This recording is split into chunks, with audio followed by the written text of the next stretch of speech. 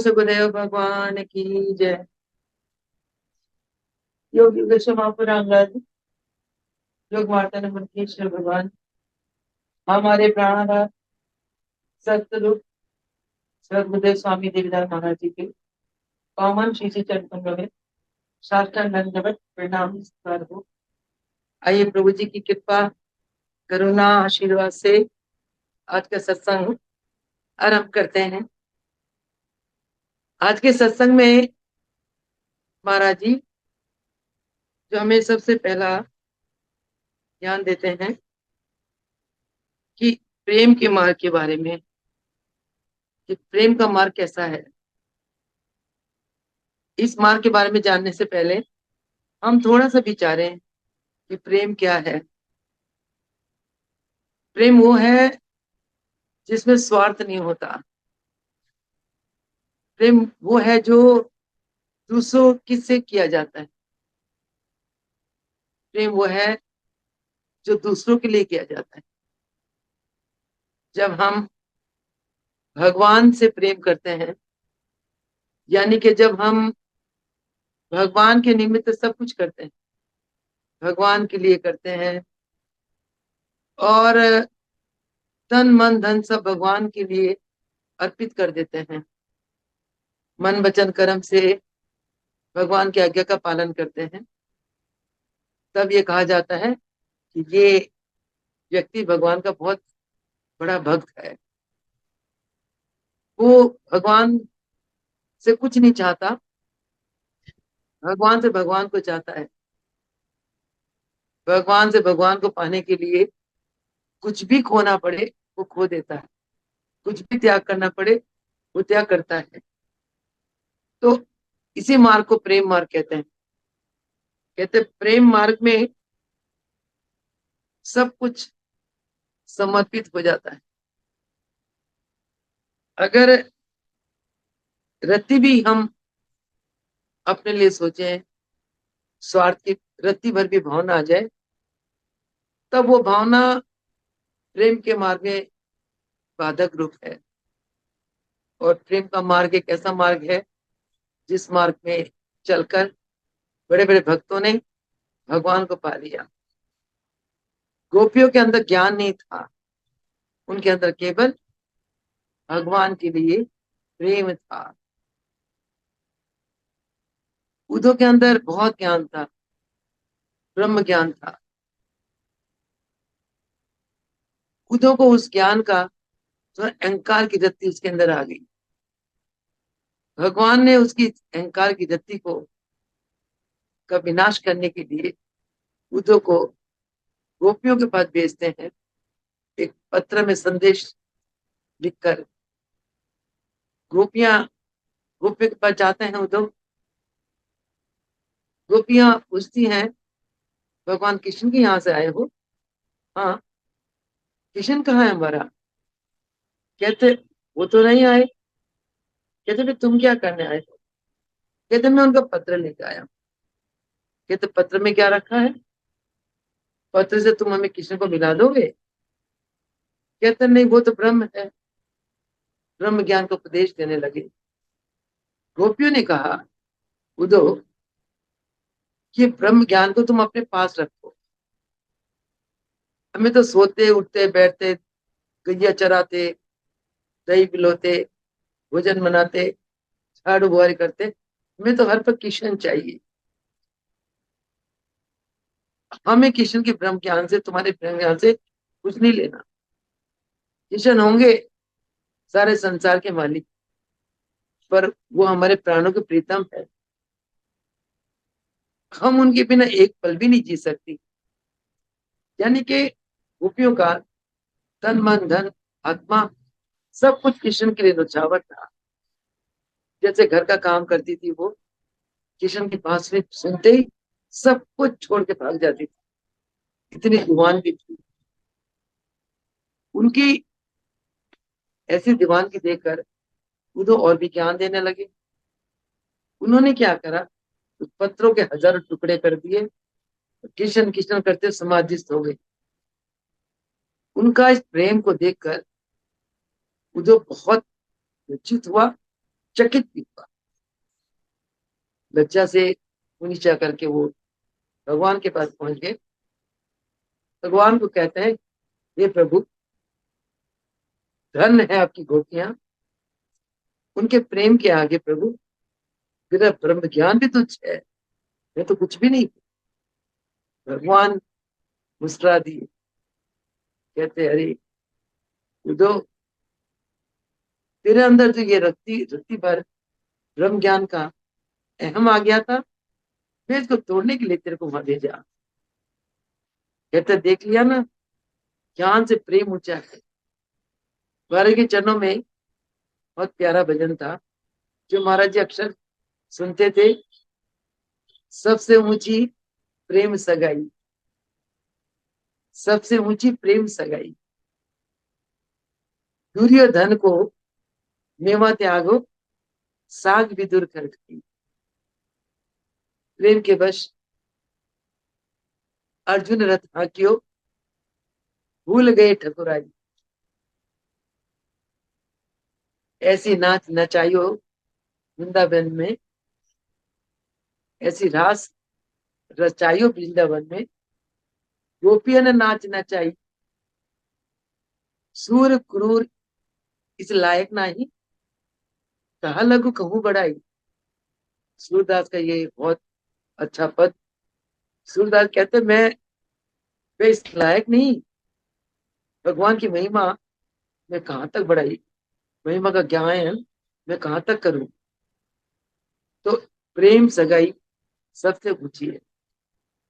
और अगर आपके हृदय में प्रेम है, वो प्रेम की भावना आप सबके प्रति रखते हो, सबको, सबके साथ आपके अंदर एक अपनापन आता है, अपन तत्व।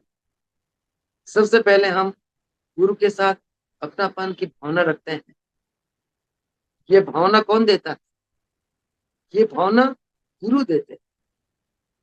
महाराज जी फरमाते हैं, प्रेम की सप्लाई गुरु करते हैं। नहीं तो ये संसार तो राग द्वेष से भरा हुआ है। कोई किसी को अच्छा कहता ही नहीं, कोई किसी को ऊंचाई में देखना ही नहीं चाहता। कोई ऊंचाई में जाना चाहे तो वो जबरदस्त उसकी बुराइयां निकालते हैं और समाज में फैलाते हैं। तो ऐसा है। असल में क्या है, जो ऐसे कार्य करते हैं उनके हृदय में प्रेम नहीं होता। गुरु, इसका मतलब क्या है, ऐसे व्यक्ति के अंदर, ऐसे व्यक्ति के ऊपर गुरु की कृपा न्यून है, कम है। क्योंकि जिस पर गुरु कृपा करते हैं, गुरु उसके अंदर प्रेम रस की सप्लाई करते हैं। फरमाते हैं, गुरु प्रेम के सागर होते हैं। प्रेम की सप्लाई केवल गुरु करते हैं। किस पर करते हैं? जो कृपा पात्र होते हैं। कृपा पात्र कौन होते हैं? जिन्होंने अभ्यास करके अपने अंतकरण को शुद्ध कर लिया। जैसे हम अभ्यास करते हैं प्राणायाम का अभ्यास, प्राणायाम के द्वारा हम प्राणों का संयम करते हैं। प्राणों के संयम के साथ साथ हम चित्त की वृत्तियों को प्राणों के द्वारा अंतर्मुखी ले जाते हैं। और हमारे अंदर क्या है, कौन है? हमारे अंदर साक्षात गुरु ब्रह्म रूप में विराजमान है। भगवान निराकार रूप में विराजमान है। अंदर जाते हैं, हमारे अंदर एक ईश्वर तत्व की अनुभूति होती है। वो अनुभूति कौन कराते हैं? गुरु कराते हैं। कब कराते हैं? जब हम दिन रात अभ्यास करते करते अपने चित्त वृत्तियों को बाहर से हटाकर अंदर ले जाते, वृत्तियां शक्तिशाली बन जाती। हमारे हृदय अंतकरण अथाह शक्ति का कुंज होता है। शक्ति का कुंज, वो कुंज क्या है? सारे संसार को चलाने वाले विशाल पुंज का एक चिंगारी। उस विशाल शक्ति के पुंज में जो प्रेम है, वो उस चिंगारी में, उसमें जो ज्ञान है, इस चिंगारी में, उसमें जो प्रकाश है वो इस चिंगारी में। तो हम उस विशाल शक्ति की चिंगारी जो हमारे अंदर है, लेप होकर बैठी हुई है, उसके नजदीक पहुंचते हैं, उसके सभी गुण हमारे जीवात्मा में आने लगते हैं और हमारे जीवात्मा के ऊपर जो जन्मों के कर्म संस्कार के बंधन पड़े हुए हैं, हमारी जीवात्मा उन बंधनों से मुक्त हो जाती है। कब होती है? जब हम प्राणायाम के द्वारा अपनी प्राण शक्ति को दशम द्वार तक ले जाते हैं। उसके लिए एक प्रमुख नाड़ी, वैसे तो ग्रंथ कहते हैं प्रत्येक मानव के अंदर 101 नाड़ियां हैं। 100 नाड़ियां मानव को 100 जन्मों की तरफ ले जाती है। एक नाड़ी जो मानव को जन्म मरण के चक्र से मुक्त कराती है, मोक्ष देती है। वो कौन सी नाड़ी है? वो है सुषुम्ना नाड़ी, जो मूलाधार चक्र से, जहां भोग का केंद्र होता है, वहां से ऊपर आती है उत्पत्ति के केंद्र में, जिसको कहते हैं भोग का केंद्र है मूलाधार चक्र। उसके ऊपर थोड़ा सा 2-2.5 इंच ऊपर एक केंद्र है जहां जीव उत्पत्ति करता है। उत्पत्ति करने की शक्ति होती है जहां, स्वादिष्टान चक्र। उसके ऊपर चक्र होता है जहां शक्ति पालन करती है, जीव के अंदर पालन का कार्य करती है, वो है मणिपुरक चक्र। उसके ऊपर चक्र है अनाहत चक्र, जहां वो शक्ति विराग प्रेम के रूप में रहती है। प्रेम के समुद्र में वो शक्ति खोई रहती है, डूबी रहती है। उसके ऊपर एक चक्र है विशुद्ध चक्र, जहां वो शक्ति जीव की रक्षा करती है, माता वैष्णव की तरह। फिर ऊपर चक्र है विशुद्ध चक्र, जहां वो शक्ति जीव को ज्ञान देती है। फिर वो प्राण शक्ति ऊपर को जाती है शैष्य चक्र में, जहां सहस्र शून्य चक्र, सहस्र कमल दल होते हैं। वो शक्ति वहां जाकर सहस्र कमल दल को खोल देती है। मानव का अभ्यास करते करते जब उसके प्राण इस सुषमा मार्ग के से ऊपर जाकर इस शून्य चक्र में आती है, तो वहां सहस्र कमल दल खिल जाते हैं, वहीं जीव जीवन मुक्त हो जाता है। अन्यथा और चक्रों में जीव जन्म मरण के फंदे में फंसा रहता है। तो ये है हठयोग और राजयोग का कॉम्बिनेशन। हठयोग से हम शरीर को इतना साध लेते हैं कि वो शक्ति एकदम ऊपर शून्य चक्र तक पहुंच जाती है। राजयोग से हम अपने आप को इतना विचारों से शून्य कर देते हैं कि वो शक्ति शेष चक्र में आकर जीव को जन्म मरण के चक्कर से मुक्त कर देती है। ये है हठ योग और राजयोग। अष्टांग योग इज अ कॉम्बिनेशन ऑफ हठ योगा एंड राज योगा। अष्टांग योग में 8 सोपान है। फर्स्ट 4 यम नियम, यम नियम से आपका अंतकरण शुद्ध होता है, पवित्र होता है। आप अहिंसा में जाते हो, अब स्वाध्याय करते हो, अब तप करते हो, अब ईश्वर प्राणिधन ईश्वर के प्रति आस्था रखते हो, आप चोरी नहीं करते हो, आप सत्य में रहते हो, अहिंसा में रहते हो। इस यम नियम से आपका अंतकरण शुद्ध होता है। फिर आप आसन करते हो, आसन से आपका शरीर सत्ता है। प्राणायाम करते हो, प्राणायाम से आप कि जो चित्त वृत्तियां हैं, जो संसार में जाकर आपको नरक की तरफ ले जा रही थी, वो चित्त की वृत्तियां अंतर्मुखी हो जाती। यहाँ तक हठ योगा, चित्त वृत्ति को अंदर अंदर करो। उसके बाद चित्त वृत्ति अंदर हो गई, प्रत्याहार, अब आपकी इंद्रियों से आप अंदर का आनंद लेने लगते हो। फिर धारणा, एक लक्ष्य के प्रति आप धारणा करते हो। धारणा करते करते वो लक्ष्य आपका ध्यान बन जाता है। ध्यान करते करते आप उस लक्ष्य के साथ अभेद हो जाते हो, समाधि में चले जाते हो। वहां आप शून्य में चले जाते हो, आदि व्याधि से रहित समाधि अवस्था। ये सिस्टम कौन कराता है? केवल और केवल सतगुरु भगवान। तीन लोग नवखंड में मेरे प्यारे सतगुरु से बड़ा न कोई, करता करे न कर सके, प्यारे सतगुरु करे से। वो करते हैं, कोई नहीं कर सकता। इंसान लाख कोशिश कर ले, मोक्ष फल की अधिकारी नहीं बन सकता। केवल क्योंकि जीव के कितने जन्मों के कर्म संस्कार है, जीव सोच नहीं सकता। तभी तो कभी हम सुख, कभी दुख, कभी शरीर का व्याधि, कभी परिवार का व्याधि, कभी एक्सीडेंट, कभी डर, कभी भयंकर रोग, कभी रोग से मुक्ति।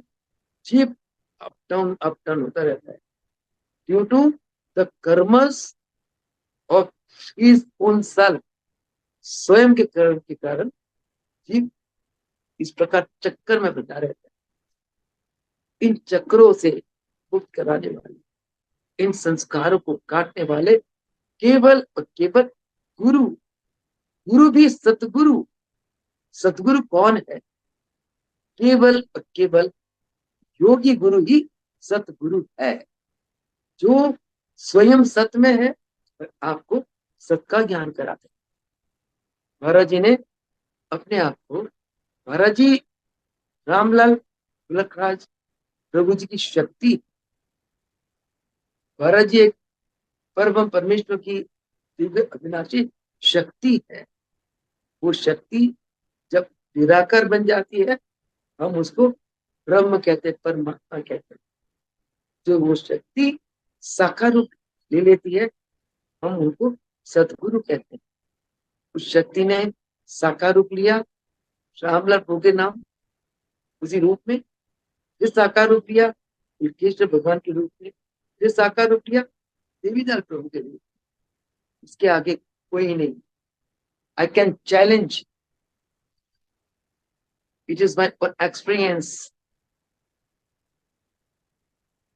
आई कैन प्रूफ भगवान। Lots of examples happening in my life, every moment that I feel no words to explain. तो कहने का मतलब है कि हम प्रेम प्रेम करना है। अगर अंतकरण की घृणा को धोना है, तामसिक रासिक विद्या को धोना है, राग द्वेष अहंकार मोह ममता वासना भोग, इनको धोना है केवल प्रेम। ढाई अक्षर का प्रेम, क्योंकि हर एक जीव के अंदर भगवान है। हमारे अंदर दृष्टि होनी चाहिए देखने की। कोई कुछ कहता है, हमें ये नहीं सोचना ये बंदा कह रहा है, हमें ये सोचना इसके अंदर परमात्मा हमें बता रहे हैं, परमात्मा हमें शिक्षा दे रहे हैं, परमात्मा हम कहना चाहते हैं। परमात्मा तो निराकार है, वो कार्य करने के लिए किसी न किसी रूप में आ जाते हैं, घट में आ जाते हैं। अगर हमारी बुद्धि सूक्ष्म है, हमारा अंतकरण शुद्ध है, अब अगला ज्ञान कहते हैं कि हम जितना देते हैं ना, उतना हम अंदर से शुद्ध होते चले जाते हैं। ये मैंने पाया जीवन में। देते हैं, जितना सेवादान देती हूँ उतना अंतकरण शुद्ध होता है। जितना किसी के दुख सुनती हूँ उतना अंतकरण प्रेम से भर जाता है। जितना धन की सेवा करती हूँ 10 गुना धन, जितना प्रसाद बांटती हूँ 10 गुना और आ जाता है। तो देने से हम सोना बनते चले जाते हैं। कई लोग कहते हैं अरे देंगे तो कम हो जाएगा, अरे कहाँ से आएगा। तीन दुनिया के मालिक तुम्हारे साथ है तो सप्लाई तो वो करते हैं। कभी कहते हैं ना कि क्या, दिल बड़े ना राई घटे, जो लिखा करता, कहते हैं, दान देने से कभी कुछ नहीं घटता, उल्टा हमारे बुद्धियां शुद्ध होती। दुखी लोग आते हैं, सेवा करती, सेवा करना आता भी नहीं, न इलाज आती है, सिर्फ बाबा को प्रणाम करती है, जो बाबा प्रेरित कर देते हैं, अगला ठीक हो जाता है, मन दया से और बढ़ जाता है। कहने का भाव है, आप अगर तन का दान दोगे, तन से सुखी रहोगे। धन का दान दोगे, धन लाइफ में आपकी कभी कमी नहीं आएगी। मन का दान दोगे, मन से सेवा करोगे, तो आपका मन निर्मल पवित्र रहेगा। कुछ भी, प्रेम जितना दोगे, प्रेम का दान करोगे, उतना आपको प्रेम मिलेगा। जितना समाज में किसी का मान सम्मान करोगे, मान सम्मान बढ़ाओगे, उतना आपको मान सम्मान मिलेगा। अगर हम दिए बिना देते रहेंगे तो हमारी प्रगति रुक जाए। इसलिए उस मंजिल तक पहुंचने के लिए हमें देते चले जाना। जितना हम देते चले जाएंगे, उतना हम सोने की तरह चमकेंगे, और जितना देने के बजाय रोकेंगे, वो मिट्टी बन जाएंगे। रुकने से मिट्टी बनता है, और देने से सोना। सोने का ढेर है, उसके ऊपर गंदगी, उसमें वो डली हुई है। कुम्हार क्या, सुनारा क्या करता है, पीटता है उसको, सोने को पीटता है, आग में डालता है, पोट निकालता है, चमक आती है इसमें। इसी प्रकार हमने जीवन में अगर कुछ हासिल करना है, देते चले जाना। मैंने देखा महाराज जी को, किसी ने महाराज जी को सोने की चैन भेंट करी, उठा के दे दिया। मैंने देखते थे भगत को किसी ने सोने की घड़ी भेंट करी, उठा के दे दी। नोटों को महाराज जी फरमाते थे कि नोटों को सुनिए, जीवन में रद्दी के टुकड़े समझना। बच्चे थे, समझ नहीं आती, अब समझ आती है। इसका मतलब don't get attached to the money. फिर भाई फरमाते थे, सोने को मिट्टी का ढेर समझो। समझिए, सोने को मिट्टी का ढेर कैसे समझा जाए। इसका मतलब ये सब माया है, भ्रम है। ये माया भी चीजें इंसान को, इंसान की आत्मा को नहीं चमकाती, आध्यात्मिकता चमकाती। ये सब संसार भ्रम मात्र है, क्योंकि जो नाशवान है भ्रम है। जो दिखता है, जो मेटेरियल वर्ल्ड है, ये सब नाशवान है, इसलिए भ्रम मात्र है। जो स्पिरिचुअल वर्ल्ड है, जो सूक्ष्म जगत, शक्ति, वो अविनाशी, वो सच है, वो सत्य। हमारा शरीर झूठा है, भ्रम मात्र है। शरीर के अंदर जो शक्ति है, जो चला रही है, वो सत्य। सतगुरु उस सत्य का ज्ञान करा। वो सत्य क्या है? वो सत्य ही तो आत्मा है। चलो अगला, लास्ट, इसके बाद शायद समय बहुत हो गया है, 5 मिनट और समय लूंगी।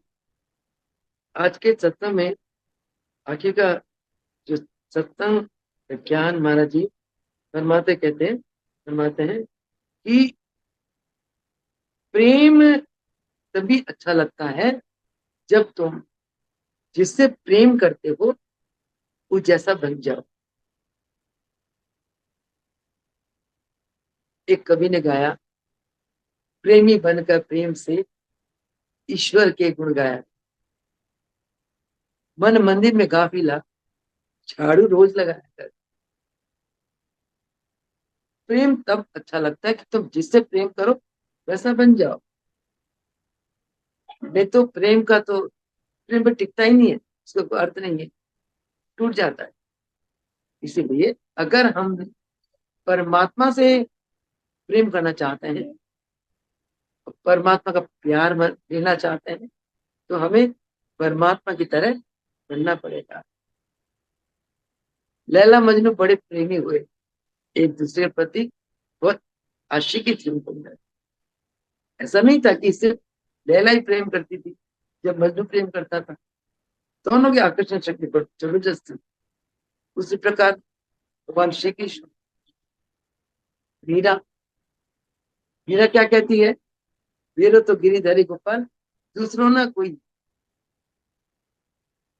आंसू माने जल सींच सींच प्रेम बेली बोली, अब तो वो बेल खिल गई, अब मुझे किसी बात की कोई चिंता नहीं। वीरो तो गिरधर गोपाल, दूसरों ना कोई। और जैसे भगवान कृष्ण श्री कृष्ण को तो उसे स्वामी माना, भगवान भी कभी किसी के स्वामी बन सकते हैं, परंतु मीरा ने अपनी आत्मा में माना। तो श्री कृष्ण भगवान को स्थूल से तो पा नहीं सकती, कहाँ पाए मीरा ने भगवान को, अपनी आत्मा में। आत्मा को जागृत कर दी, कृष्ण कृष्ण करते करते कृष्णमयी हो गई मीरा।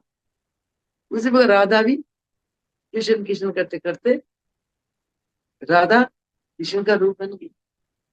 अगर राधा ने कृष्ण को याद करा, ऐसा नहीं कि कृष्ण ने राधा को नहीं याद करा, प्रेम दोनों तरफ से ऐसे चुंबक की तरह आकर्षित होकर, ऐसा नहीं होता कि एक प्रेम करे दूसरा प्रेम न करे, ऐसा नहीं होता। तो अगर हम परमात्मा से प्रेम करते हैं तो अच्छा तभी होगा जब हम परमात्मा की तरह बन जाए। वो चाहते हैं हमसे, महाराज जी ने प्रवचन में फरमाया कि तुम मेरे से जैसा क्यों नहीं बनते हो। ऐसे आज तक किसने किसको कहा, चांद ने किसी को कहा कि तुम मेरे से बन जाओ, सूरज ने कहा मेरे जैसे बन जाओ, इंद्र ने कहा मेरे जैसे बन जाओ, वरुण ने, पवन ने, अग्नि ने, किसने कहा कि मेरे जैसे बन जाओ। हमारे गुरु कहते हैं, सदगुरु क्या फरमाते हैं कि तुम मेरे जैसे क्यों नहीं बनते।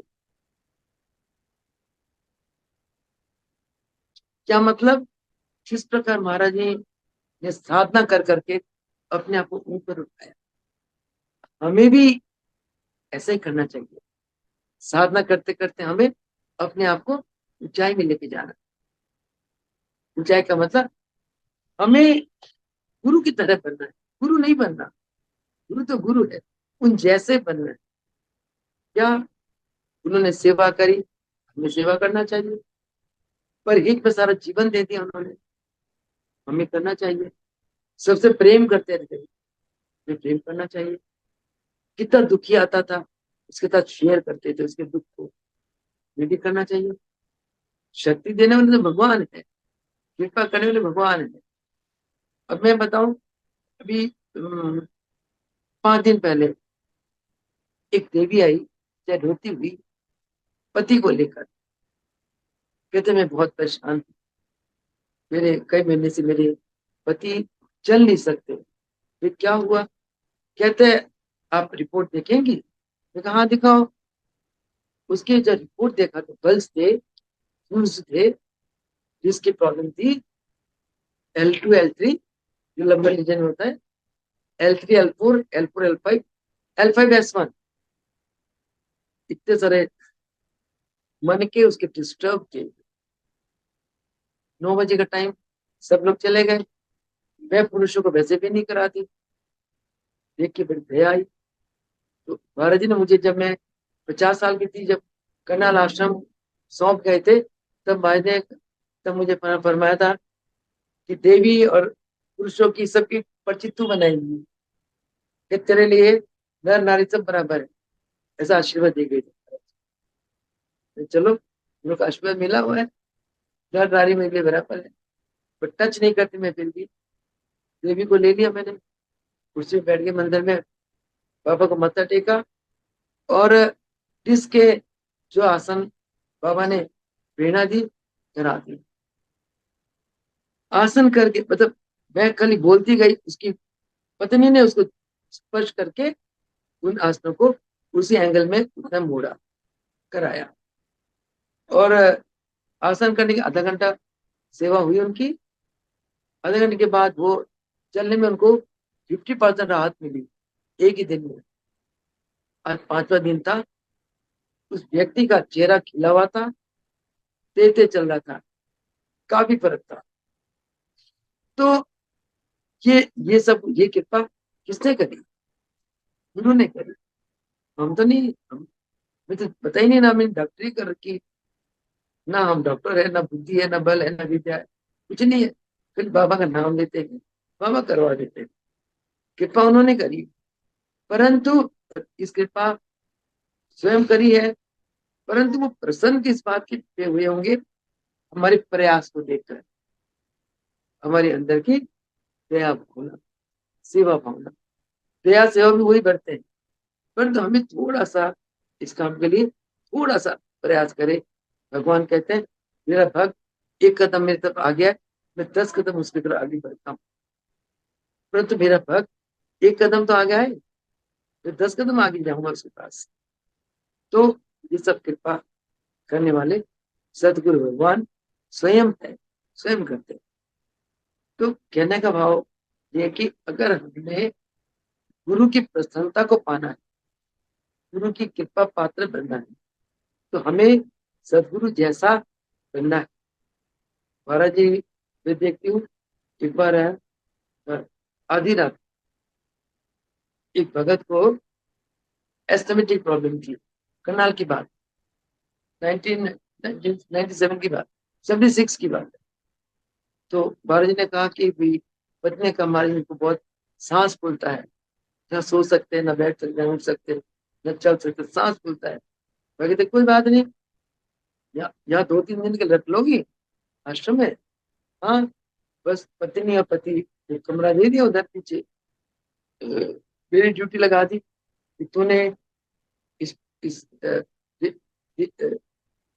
इस पुरुष को नाक पे घी डालना है, नेति करानी है, क्रिया करानी है, आसन देवी को साथ लेकर आसन समझाना है, प्राणायाम समझाना है। करा दिया। आधी रात को उठकर आ गए मेरे पास उसकी देवी। मैं साथ वाले कमरे में थी, महाराज जी इसी रूम में विराजमान थे। तो कहते, बहन जी इनका बहुत सांस फूल रहा है। मैं कहा अच्छा, मैं तो शाम को तो आराम था। कहता हाँ, खाना वाना खा के अच्छे भले सोए, एकदम आधी रात को सांस फूल गया। मैंने कहा इस समय 12:30 बज रहे हैं, मैं तो नहीं जगा सकती महाराज जी को, ये तो हिम्मत नहीं है। तो कहने लगे क्या करूं? देखो भगवान कैसे जानी जान है। कमरे में कुंडी लॉक है, कुंडी बंद है अंदर से। कमरे से महाराज जी आवाज लगाते, तैनती हो? मैं कहा महाराज जी बाहर कौन है? महाराज जी वो गिरीश जी हैं, सांस फूल रहा है, हमको घोड़े जा। कहते अच्छा, तूने मुझे बताया क्यों नहीं? मैं चुप, गुरु विश्राम में अपनी मस्ती में मैं कैसे उठा सकती हूँ? तो कहना अच्छा, हमारे वो जो है ना सूती बुनियान, वो ले आई मैं, पहना दे इसको। पहना दी। जाओ बेटा जाओ, विश्राम करो। सुबह 6 बजे माँ ने मुझे फिर भेजा वहां, जा गिरीश का पता करके आ। मैंने पूछा, पूरी रात आराम से सोए। ऐसे, ऐसा ऐसा दया के सागर। जब तक सेवा का सवाल था, महाराज जी ने न दिन देखा न रात देखा। एक बार जून के महीने में एक भक्त का 106 बुखार हो गया था। महाराज जी ने जून के महीने में मेरे से 6 कंबल डलवाए अपने ऊपर। जब खूब पसीना है, 1-1.5 घंटे बाद फिर एक के बाद एक कंबल उतरवाए। मैंने पता नहीं किसका इतना कष्ट ले लिया, महाराज जी ने भुगतान ले लिया। और उस भुगतान के तीसरे दिन पत्र आता है, महाराज जी सेम टाइम सेम डे, मैं 106 बुखार में तड़प रहा था। मैंने आप जी को बहुत पुकारा, मेरे आंखों में आंसू आए। कोई देर बाद देखता हूँ मैं, मेरा बुखार धीरे धीरे उतर गया। तब मुझे समझ आई, तो महाराज जी ने भुगतान अपने ले लिया। तो ऐसा समर्पण चाहते हैं महाराज जी हमसे, फल देने वाले वही प्रयास। वी शुड पुट एफर्ट्स, प्रयास हमें करना है। तो इस प्रकार महाराज जी, और जब हम महाराज जी की तरह सेवा करते हैं, या जो संयम महाराज जी ने थी वो संयम अपनाते हैं, और जो महाराज जी ने इतना प्रेम बांटा, अपने भक्तों को प्रेम बांटे, है ना। और जो महाराज जी इतना अभ्यास करते थे, हम भी अभ्यास करें। यानी कि जैसा कार्य उन्होंने करा, अगर हम भी वैसा करते हैं, तब हमारा और महाराज जी का प्रेम अटूट हो जाता है, अनकंपेरेबल प्रेम होता है, अगाध प्रेम। तब महाराज जी हम पे पूरी कृपा बरसाते हैं और हमें अपना रूप बना देते हैं। ऐसा अपना रूप कोई भी नहीं बनाता, केवल गुरु शिष्य को अपना रूप बना देते हैं। यानी कि अपनी शक्तियां शिष्य को दे देते, तो उसका आज्ञा देते, चल अब पहला इस शक्तियों को, इस शक्ति से संसार का कल्याण कर। तो हमने ऐसा बनना है, इसी को प्रेम कहते हैं। आज के लिए सत्संग इतना ही, क्योंकि समय और इजाजत नहीं देता कि सत्संग को और लंबा किया जाए। तो इन्हीं शब्दों के साथ आज के सत्संग को विराम देती हूँ। मेरे गुरुदेव को, उनके चरणों में मेरा कोटि कोटि रोम रोम श्वास श्वास प्रणाम, हर पर प्रार्थना करती कि उनकी कृपा करना, आशीर्वाद दादान पर सदा सदा बरसते रहे।